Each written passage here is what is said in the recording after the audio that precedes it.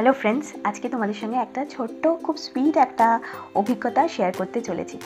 তো হয়েছে কি, আজকে আমাদের এক এক্স কলিগের গ্রুপ আছে। তো তাদের সঙ্গে অনেক দিনই আমরা ভাবছি আমরা মিট করব, আমরা দেখা করব, কারণ অনেক দিন দেখা হয়নি, কারণ অনেকেই ছেড়ে দিয়েছে অফিস। আমরা সবাই আলাদা আলাদা অফিসে জয়েন করেছি, কেউ কেউ আছে ওখানে, বাট সামহাও আমাদের হয়ে উঠছে না। তো আমরা প্ল্যান করছিলাম যে কোথাও একটা মিট করে আমরা একটা গেট টুগেদার করি, খাওয়া দাওয়া করবো। তো we will have a quality time. তো প্রথমেই সেট হলো যে আমরা চলো সেক্টর 5-এ যাবো, ওখানেই গিয়ে ওখানে রেস্টুরেন্টসগুলোতে আমরা কিছু এক্সপ্লোর করব। বা তারপরে হঠাৎ করে মাথায় এলো যে চলো কেন আমরা সবসময় ওই দিকটা যাব, আমরা একটুখানি পুরনো কলকাতা, একটু আমাদের ঐতিহ্যকেও এক্সপ্লোর করতে। তো ঠিক হলো যে আমরা হাতিবাগানে যাব, ওখানে ভূতের রাজা দিল বর ওই রেস্টুরেন্টে গিয়ে। ওটার তো অনেকগুলোই আউটলেট আছে, তো আমরা ভাবলাম ওটা ট্রাই করি। তো আমরা অ্যাজ ইউজুয়াল গেলাম, গিয়ে তাড়াতাড়ি গেলাম, কারণ আমাদের গ্রুপের মধ্যে একজন ফুড ব্লগার আছে। তো বারবার করে বলেছে যে তোমরা তাড়াতাড়ি চলে এসো, নাহলে কি রোববার কিন্তু প্রচণ্ড রাশ আছে। অ্যাজ ইউজুয়াল চলে গেছিলাম।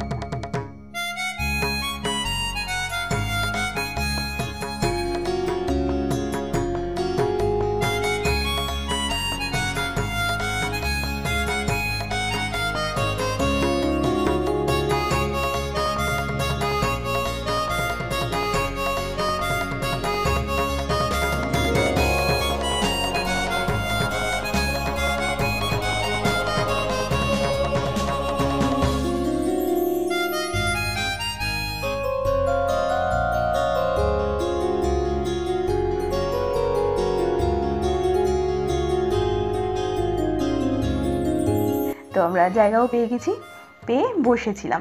মানে প্রথমেই ঢুকে একটা খুব সুন্দর অ্যাম্বিয়েন্স আছে, যেটা পুরো হোয়াইট দিয়ে ডেকোরেটেড, সেটা তোমরা অন্য আউটলেটেও পাবে।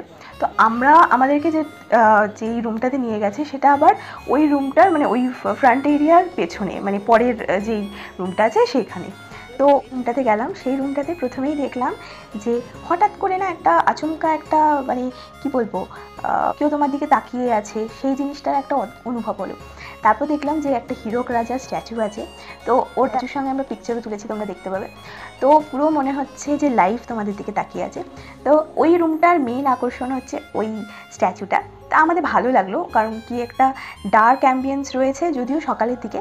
তো আমরা ডিসাইড করলাম যে ওখানেই বসবো। তো ঠিক আছে, আমরা ছিলাম 7 জন।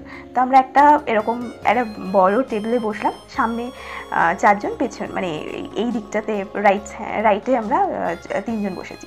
তো ফাইন, হঠাৎ করে বসতে বসতে এই কর্নারে আমি বসেছিলাম, এইখানটায় সামনেই মানে ওরা যখন দিয়েছে খাবার দাবার, তো হঠাৎ করে দেখলাম একটা বাচ্চা মেয়ে, তো খুব সুন্দর, মানে লাইক প্রিন্সেস ফ্রম লন্ডন এরকম মনে হচ্ছে, মানে ড্রেসটা এতটাই সুন্দর। তারপরে মাথায় একটা সুন্দর ক্রাউন পরা ছিল।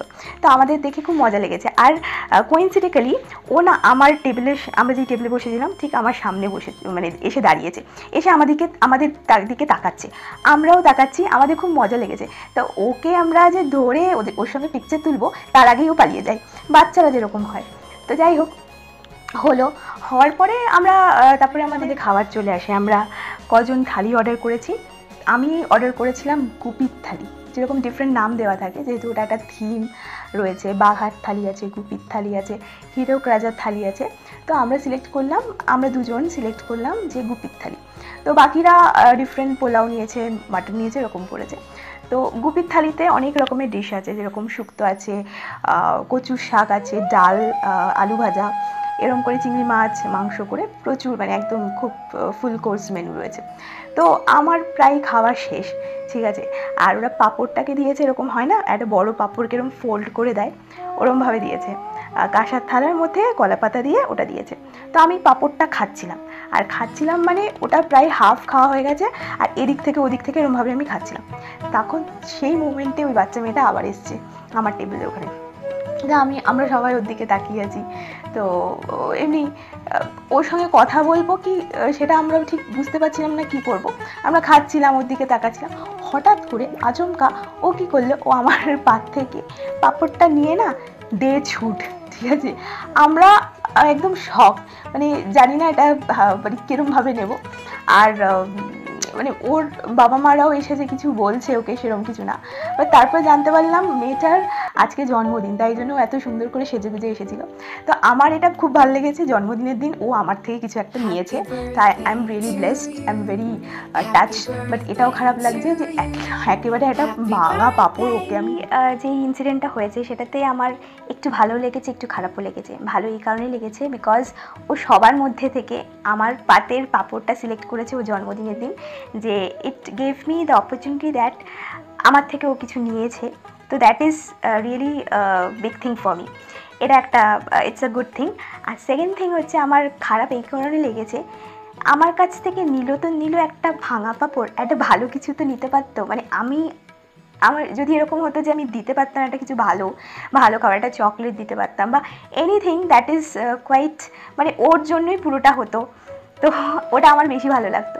এনিওয়েজ যা হয়েছে ভালো হয়েছে, দ্যাটস আ গুড এক্সপিরিয়েন্স। তোমরা বলো এটা এক্সপিরিয়েন্সটা কেমন ছিল? It was shocking, it was good and it was a blessing যে that she has chosen me. আর বাচ্চারা বলে না ভগবানের রূপ হয়, যে আমার কাছ থেকে নিয়েছে, for that I am blessed.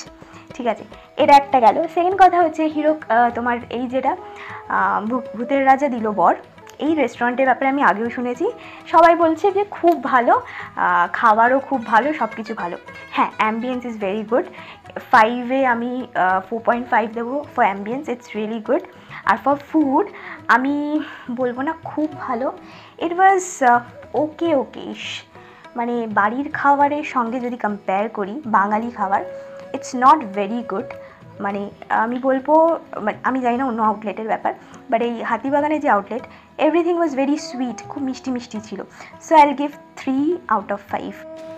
তো খাওয়ার পরে আমরা একটা গ্রুপ ফটো নিয়ে নিলাম অ্যাজ ইউজুয়াল। তারপর নাপতে ওই ওয়েটিং এরিয়াতে গিয়ে দেখলাম খুব সুন্দর একটা অ্যাম্বিয়েন্স আছে, তো ওখানে একটু টাইম স্পেন্ড করলাম।